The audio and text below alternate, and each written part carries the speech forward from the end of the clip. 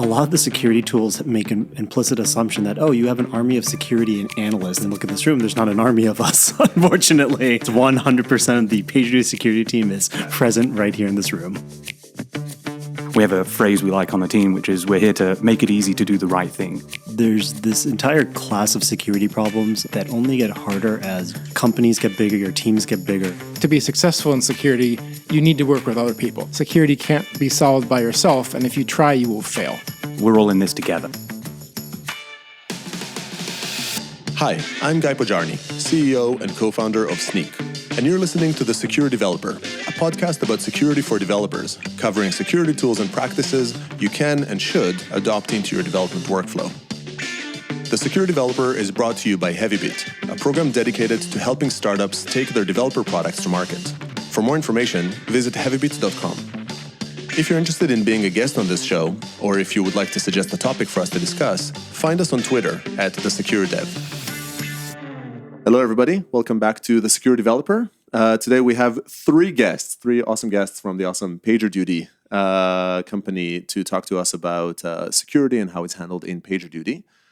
So thanks for coming over. And can I ask you first to introduce yourself? Maybe Arup, will start with you. Sure. So my name is Arup Chakrabarti. I head up our infrastructure engineering teams at PagerDuty, which of course includes security. I've been at the company for about 4+ years now, and so I've been involved in security, whether I liked it or not, in one way or another over the last 4+ years at PagerDuty.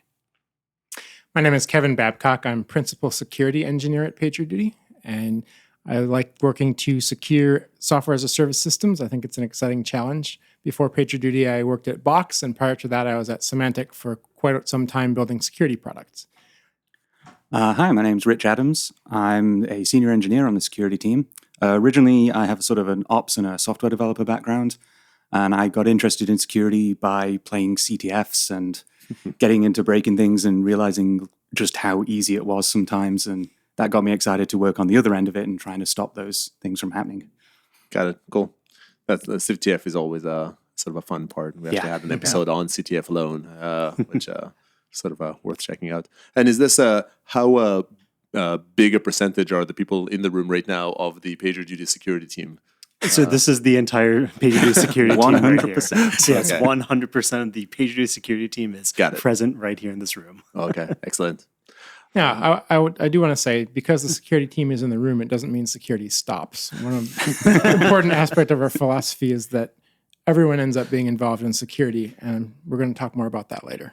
So yeah, and Kevin, actually, that's a great sort of segue into it. So we had a bit of a chat here about how you work, and a lot of the emphasis that you pointed out was around kind of collaboration and security. So maybe Kevin, can I ask you, just like how do you see security? What's your sort of philosophy around security and how to handle it? I see the security team as the subject matter experts within the organization. That doesn't mean that that team is the only team that will work on it.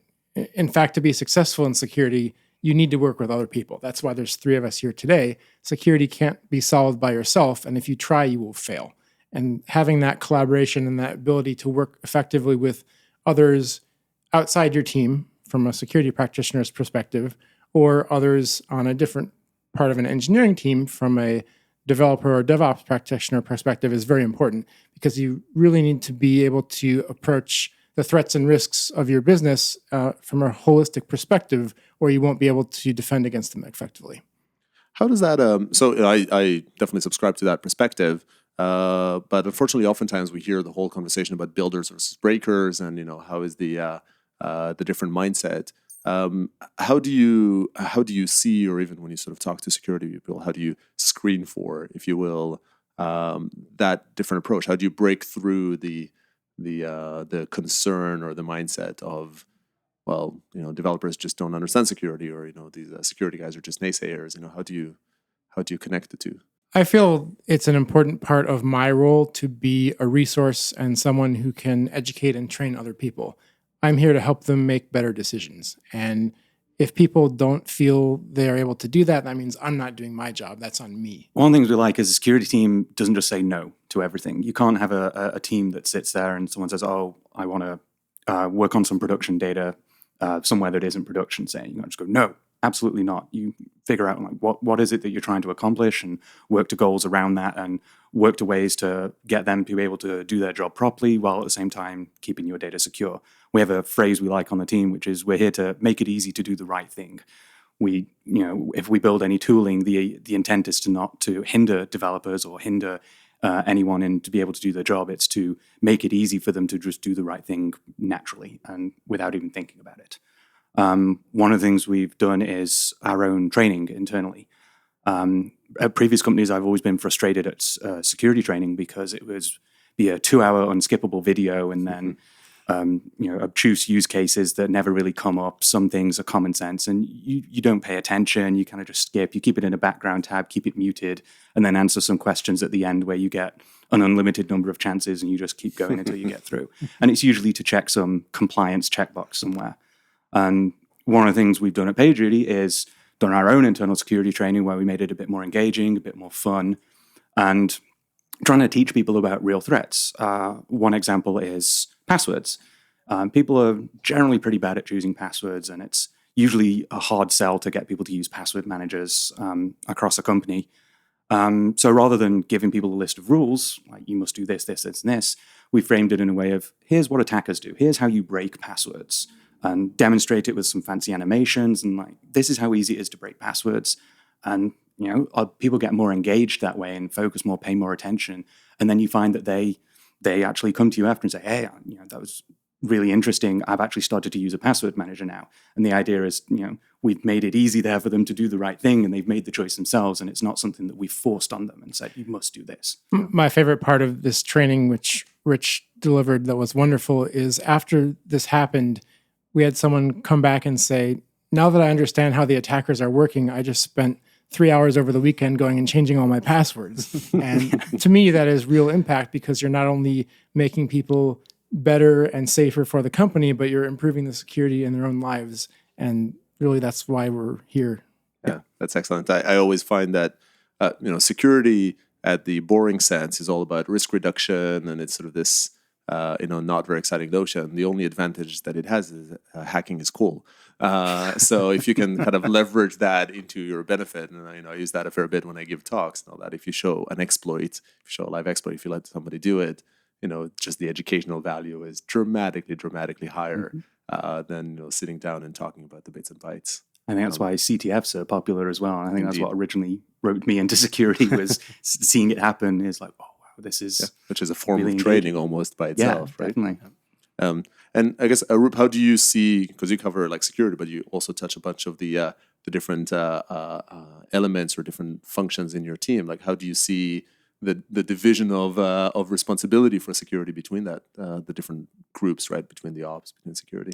Yeah, it's so I'm responsible for other teams as well at the company, and I firmly do believe that security is becoming more of this operational problem as opposed to purely a security problem. And I look at a lot of the trends that we've used in that kind of DevOps space over the last 10, 15 years around automation, monitoring, metrics, learning, telemetry, all these wonderful things.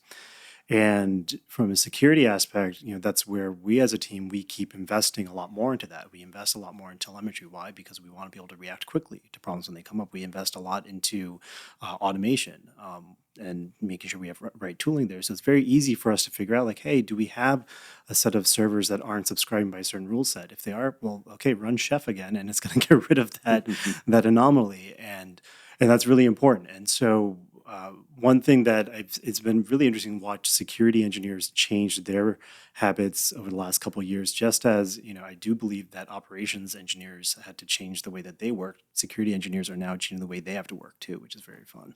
Yeah, very much sort of bringing the DevOps revolution or the learnings from the sort of evolution of the ops world. Yeah, into DevOps. I think it's the learnings. Right? I don't view these problems as the same problems, of course not. Right? They're very, very different. Agreed. Very different ways to approach them and everything. But I do see that in the security industry, there's a lot of opportunity to look at what a lot of companies went through in their DevOps transformations and look at, hey, what can we take from that and apply that towards security problems as well. I entirely agree, and I think the learnings you need to adapt them, yes. But you also don't want to sort of stay focused. And many security teams today are very still sort of gate driven, or still about sort of stop here and work, which just doesn't work in a dev and ops world that tries not to stop, tries to stop as little as possible in how you work. So sort of fundamentally, when you look at the activity of people, do you see engineers having explicit like OKRs or sort of goals that are security related, or are those still central? How do you manage the ownership, if you will, of tackling a security problem? Who would sort of have that ticket, sort of sit on their plate? I think it ranges depending on the problem. We have some tickets that would be, let's say, company-wide, things that are far-reaching, that would belong to the security team, and we would liaise with other teams and sort of get things into their agile cycle to flex things out. These tend to be broader reaching projects that are more strategic, where we're building tooling or other infrastructure that will be used by other teams, and we'll be supporting that or providing a service, but it's really something that everyone needs to be able to use, and that will help us as an organization operate more effectively. Yeah, which comes back to sort of making security easy, making it easy to do the secure thing, the right thing. Yes, that's right. And then, at the other end of the scale, there are little security changes, or not even little, or more narrow security changes that have a stronger focus.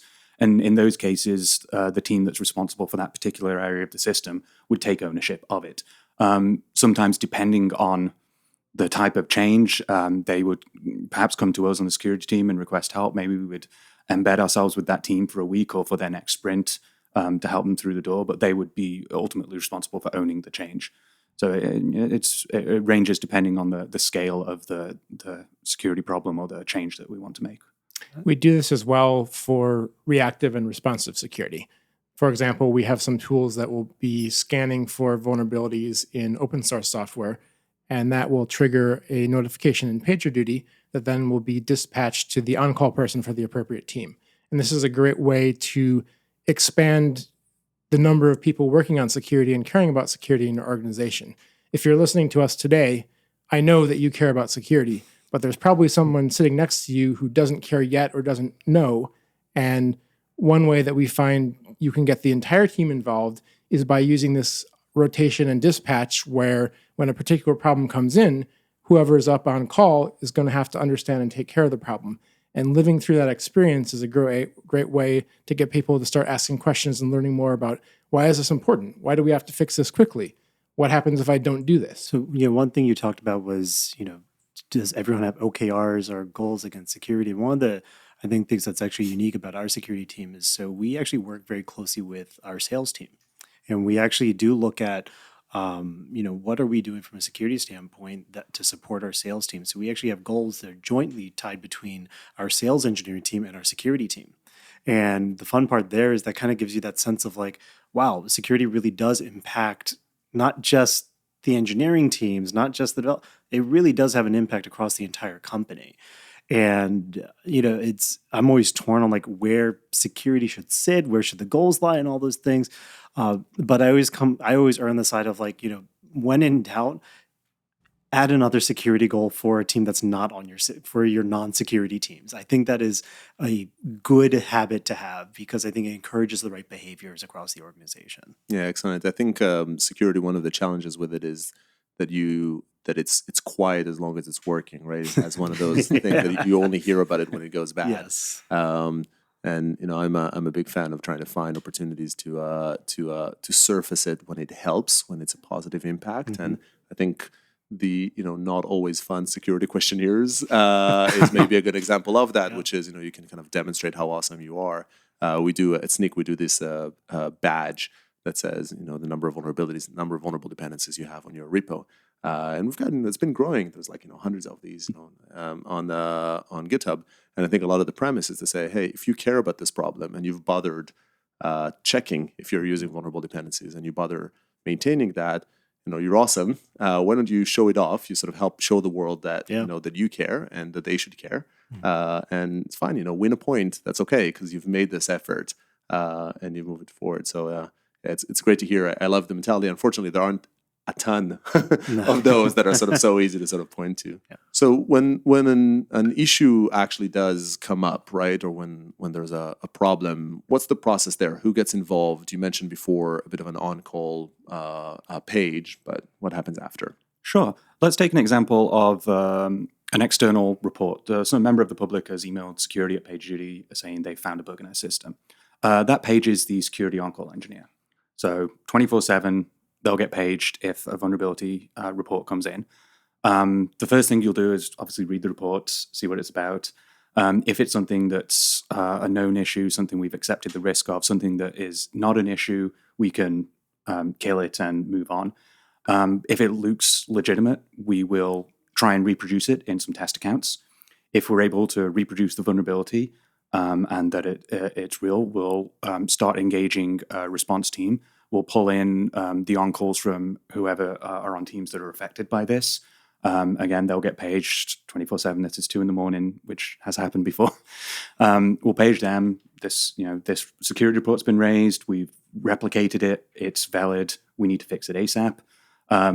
They'll work on it, deploy the fix as quickly as it can, and once it has, we'll get back to the person who reported us, say it's fixed, can you confirm from your side as well? Maybe there was some nuance to the way they'd done it, some edge case we've missed that they didn't let us know about.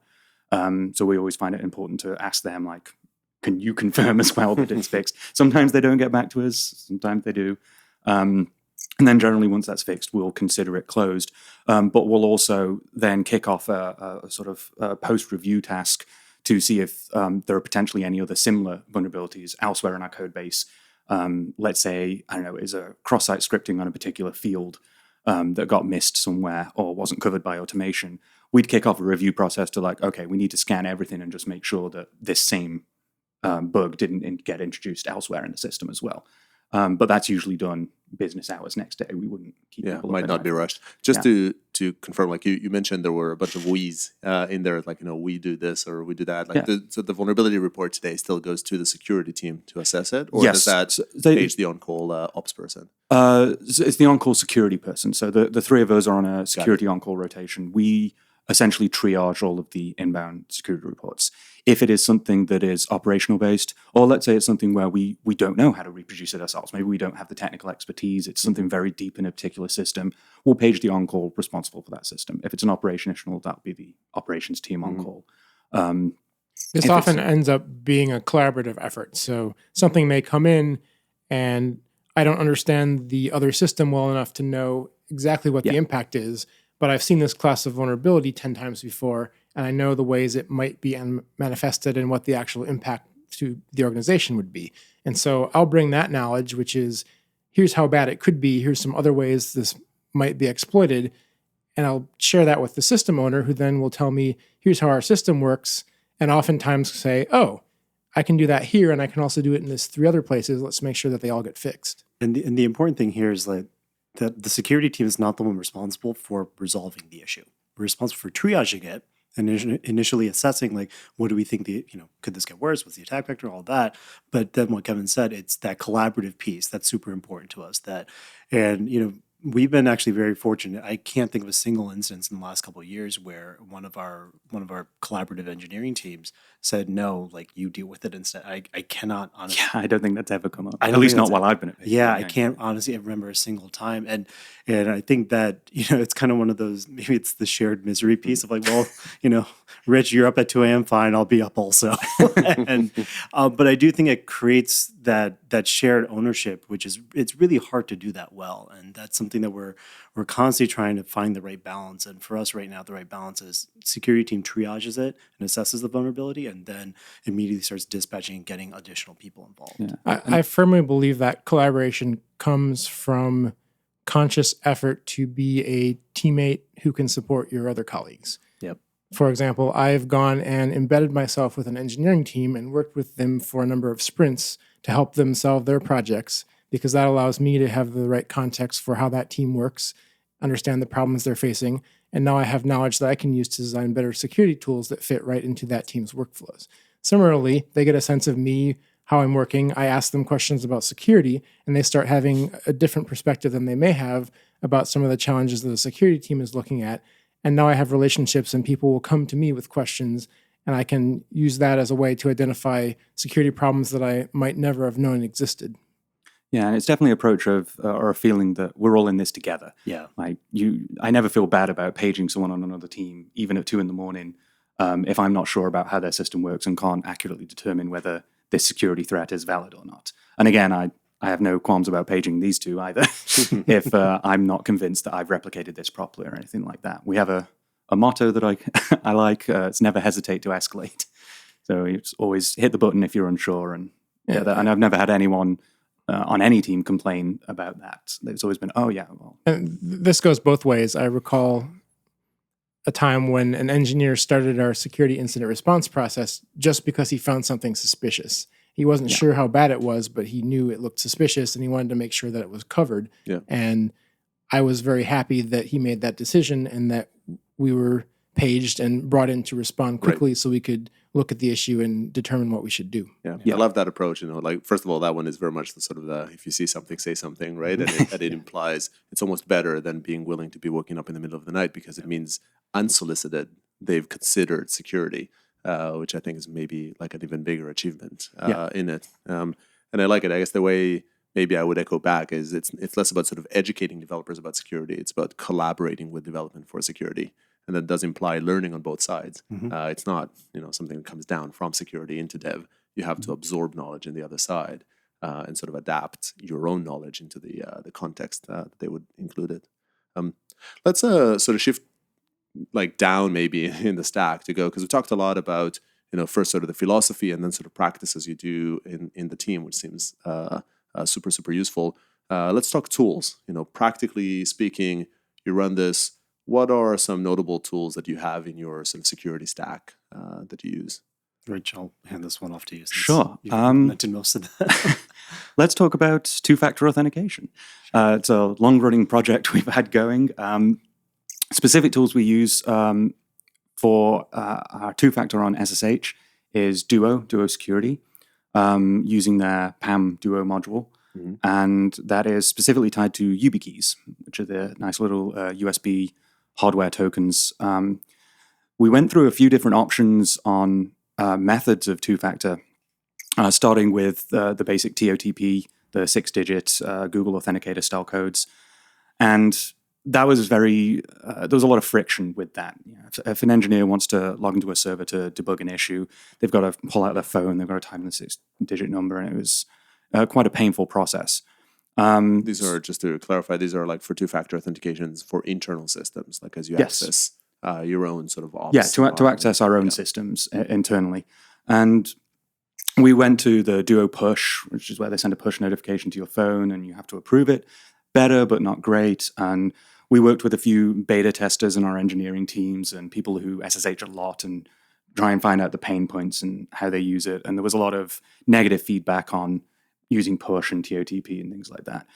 We tried YubiKeys, and that was a much smoother approach. Everyone really liked that it's just a simple tap of the button. So what's a YubiKey, Rich? I explained that. It's a USB hardware token that you stick in and press a button on it, and it does stuff. It does magic that just works. Should wait for Apple. But we had a lot more positive feedback once we started to roll out YubiKeys instead. So that's when we decided to let's just get YubiKeys for everyone and pre-enroll them.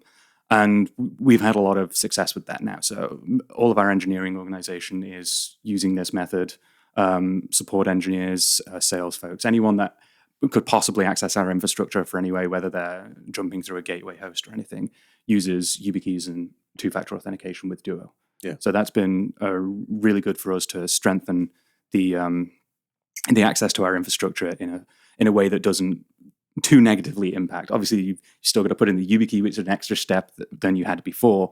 But I think everyone recognizes that we're getting a huge security benefit for not too much of an extra hassle. I think fundamentally, security does imply introducing some extra work, but putting in the effort to make it as usable as it can be, make it sort of simple, as you pointed out earlier on, sort of make it easy to do the right thing, is a big deal. So this was just, again, for sort of helping everybody understand and mimic maybe in their org how it works. So this sounds like an initiative, or sort of all of this exploration was done by by the security team, sort of driven to be enterprise-wide, but the application of the security control, if you will, which is the use of YubiKey, is now company-wide, outside tech, outside, just sort of including, as you pointed out, sort of sales support and the likes. The way we rolled it out, I think, was important as well. It wasn't everyone gets a YubiKey today and go through it. We trialed it with a few sort of power users first. And obviously we didn't go to them and say, you will use this from now on. We solicited volunteers who were excited about trying it out. And they tried the painful methods first as well. And that's how we got the feedback. And as it hasn't been an entirely painless process. There are some issues with certain tools don't work well with it. We're having to find workarounds for those. And it's all kind of been a learning process. But rolling it out in stages with some key users first, ironing out the kinks before you get to the sort of non-engineering teams and people who perhaps don't know how to use an SSH tunnel workaround for some tool, and having to find more easier approaches to work around any pain points there. Got it. Cool. And maybe, so this is great for sort of two-factor auth. I don't know, maybe some other tools that are used that people might care to consider themselves? Like for, going back to my point earlier around treating security problems as operational problems, we have that full suite as well that helps us there. So things like Chef, Splunk, AWS tooling, and those kind of audit toolings they use for those operational problems, we use them for security challenges as well. So we have monitors in Splunk constantly running, looking for malicious behavior in our audit logs and looking for malicious behavior in the access logs as well. So that whole suite also. So Chef is an interesting one. I mean, it's very much sort of an ops tool. How do you use Chef for a security purpose? It's important for a security team to be able to react quickly and move quickly. And automation like Chef or Puppet or whatever else you're using gives you that benefit. You already have it in place for your infrastructure to improve operations. Take advantage of that to allow security to work faster and more effectively as well. For example, if you want to roll out a patch across the entire infrastructure, you can configure Chef and push out that change and be confident that it gets everywhere and it's been applied universally and it's not something you have to worry about anymore. Yeah, I like that. I think in general, in continuous deployment or in sort of continuous environments or fast-moving environments, a lot of the pushback, in those sort of claiming DevOps hurts security, is that there's a lot of change, and that change introduces risk. But I think one of the best claims on the other side is to say, alongside with that change or that sort of faster change comes faster response, and comes the ability to respond to issues quickly and across the entire system. So yeah, I like Chef. There's also Adam Jacob was on the show and we talked about InSpec and how there's some tools that are built into it that really try to do it. I'd love to sort of see more security features coming into those tools as good sort of checkboxes and easy to use capabilities. So one thing you just said around increase of the rate of change introduces more risk. I do agree with that. But one thing that a lot of these tools do support is auditability. And so it's that ability to go back through and figure out, hey, on this day at this time, what changes were being made.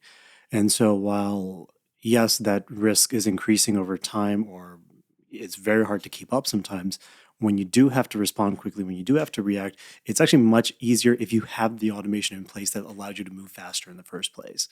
And I think a lot of security teams make the mistake where they insert friction and they'll reduce the amount of automation sometimes, again, with the wonderful intent of reducing risk. But a lot of times they actually end up creating more risk in the long run because they've lost that auditability because they don't have that automation in place. That's a really good point. And how do you in general see the delta, or, what's your view on prevention versus response, right? On sort of putting something as a blocker as opposed to responding quickly to issues. Oh, I just asked Kevin, what should I do here? All right, well, I have an answer for you. Security fundamentally comes down to risk assessment. And in a corporation or an enterprise, you need to enable the business to make the right decisions for security. And if you are shutting down operations and you have no ability to change because everything's locked down to the point where you're very confident you know the state of everything and it's running correctly, you haven't shipped any new products, you haven't updated your product, your customers are complaining, the business is not going to be successful. Security has to be about understanding the context of the business and the risk that it's willing to take on and making the right decisions for where you put in place controls and protection to reduce your risk and make sure that you're always operating right at that brink of what you're willing to accept, but no higher. That's an excellent statement. I like to use the phrase that you can be secure all the way to bankruptcy, which is not sort of very helpful as a business methodology, even though you might be able to pass all the audits that come by. Cool. So we talked about a bunch of tools that you use. Maybe before we kind of close that section off, just talk a little bit about what would disqualify a tool for you. I mean, you talked about some of the good things. What type of properties have you seen in security tools that you saw that and said, yeah, if this tool behaves this way, or if I'm seeing this property, I'm not going to use it? So we've had tools where it's been very difficult to integrate them because they might not play nice with other tools that we've already integrated. And that's usually, it might be bad luck on the part of that vendor that we implemented the other tool first, and then they both don't play nice with one another. But generally, if we can't figure out a way to get it integrated in our systems within a week, we pretty much just cut our losses and move on because it's not worth investing additional time there. The other one, especially with security tools, is the false positive rate. If things are paging us saying you have a critical issue and we find out we don't a lot, that's introducing a lot of on-call burnout to us and is something that we try to avoid as much as possible. So any tool that is needlessly, maybe 90% or above is noise, then is just not useful to us because we can't filter out the noise in an easy way. And again, we've had tools in the past where they're great, but they're too much noise and we can't find a way to filter it out properly, and it reduces its usefulness. And it goes from when you see an alert from that tool, you think, oh, great, I must get on this immediately, to, oh, it'll be that thing again, and you ignore it. Mm-hmm. At that point, especially for a security tool, it's lost all usefulness. Yeah, just the boy who cried wolf. Yeah, once you lose trust in the tool, then you have to move on. We've also encountered some challenges as an early adopter. There are some very good tools out there for DevOps type organizations, like you mentioned Twistlock earlier, Signal Sciences. We've also evaluated some other tools where it was very early on in the product cycle, and there's an advantage in looking at that because you may get a new kind of protection that's not broadly available. You're also taking on some risk because that company is still new, it's still establishing the product, and in some cases, we definitely saw the potential and we wanted the functionality, but as Rich was saying, the time to integrate was too high, and we ended up pushing off and saying, well, we're going to keep an eye on this technology and reevaluate 6 months down the road, a year down the road, but it's not something we can do today.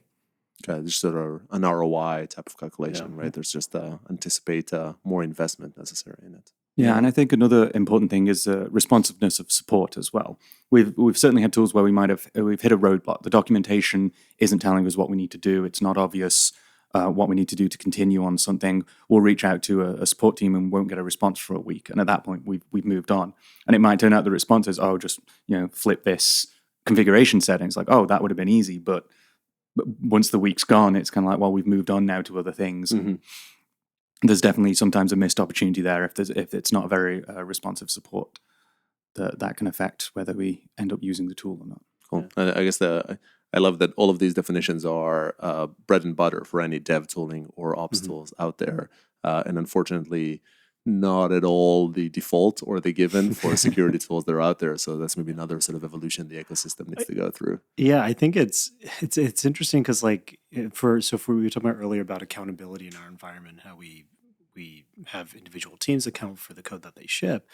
A lot of the security tools make an implicit assumption that, oh, you have an army of security and analysts that are looking at this, right? They make that assumption. Yeah. And I don't know, you can look at this room, there's not an army of us, unfortunately. And so it's always interesting where I'll see a tool out there and they'll make some bold claim and I look at it, I'm like, oh, this is fantastic. Wait a second, you're expecting me to have an army of 20 people watching these screens constantly? That doesn't work for our organization. And one of the lessons I've learned the hard way, unfortunately, multiple times is you don't look at which audience the tool was built for when you go to buy it. Mm-hmm. And so you end up buying it and then realize after the fact that you were not the audience that the tool was built for. And so you end up, again, with integration challenges going beyond a week, whatever it is. But That's something that, at least for me, I've tried to be more mindful of going forward. Is this tool that I'm buying, was it built for our audience? And that audience is different for each company. Yeah. It's different. for Changes each- for it. Yeah. There's a promising new set of tools out there that I think are very interesting that enable people who may not be full security specialists to do security work. And these are the security orchestration products like Phantom or Exabeam and others that are emerging in the last few years. And I think there's a lot of promise for being able to implement these to get higher leverage out of your security organization by enabling people without a security background to effectively do security tasks. Yeah, no, I love hearing this. Is entirely for me. Like when I founded Sneak, the whole definition was to say Sneak is a dev tooling company that does security. It absolutely must, no matter what it does, it needs to be operated on a daily basis by developers, by DevOps teams. If it's being used by security, we've lost. It needs the guidance, it needs the expertise, and it's because like you want developers to engage with security, but you can't expect developers to be the experts in security every time. And when we don't have expertise, we revert to tools. The tools should sort of bundle in some of that expertise for us and then make it accessible for us. So love to sort of hear the philosophy of it and sort of hear it working in action. So I think this was super useful. Before I let you go and kind of continue securing PagerDuty, well, actually, you don't need to because the rest of the team is doing that already. It's fully secure. There is nothing left to do. Yeah, perfect. So can I like to ask my guests before I let them go to ask for kind of one tip if you're sort of talking to a dev team that's trying to, or ops team trying to up level their security caliber, sort of the security foo. What's the one tip, the one pet peeve that you would highlight right now? Maybe Rich, I'll start with you. Sure. For a development team, I think it's key to get the team excited about security. As if a team just sees it as a hindrance and something like, oh, we have to do this security thing, it's never going to kick off. I think these things work best when people take it on their own initiative, and then they like pitch the idea to other people who take it on, and it kind of grows that way. So one of the things I always like pitching to teams is work from the side of an attacker. I mentioned CTF things at the beginning. Play a CTF, try and execute a buffer overflow vulnerability. See just how easy it is to do these things. Try and do some cross-site scripting if it's a web application, some cross-site request forgery, just to see how simple these things are to break. And it's always, at least with engineers and development teams, I always think it's very exciting when you break that first thing. You're like, oh wow, it was that easy. It's like I just did this one little SQL injection. Now I've got all that data. Maybe I should fix that. And that generally gets people excited. I think there's a lot, especially in sort of movies and TVs, is like this hacker mentality, and people want to do the cool thing. And it's like, I think seeing that work in real life and seeing things being exploited is always gets people excited and want to protect those things and defend against those things. Excellent tip. How about yourself, Kevin? To do security well, you need to take it in context. You need to know what your valuable assets are and what's at risk. It's not enough to say we need to have strong passwords, we need to use encryption, we need two-factor authentication. Unless you understand why you are implementing those controls, you're missing the point. The reason we went and implemented two-factor authentication for SSH is because we're concerned about this very common attack vector where a phishing email comes in, someone deploys malware on a machine, and then there's lateral movement into the production network.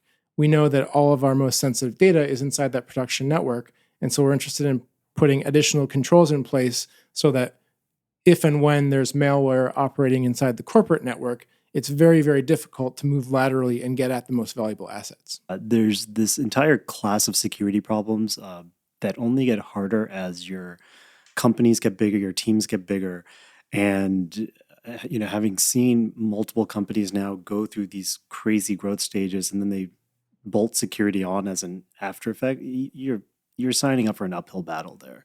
And starting early doesn't mean like, dedicating, 50% of your workforce. No, what that might look like early on is you have a single engineer that cares about this early on at the company's history.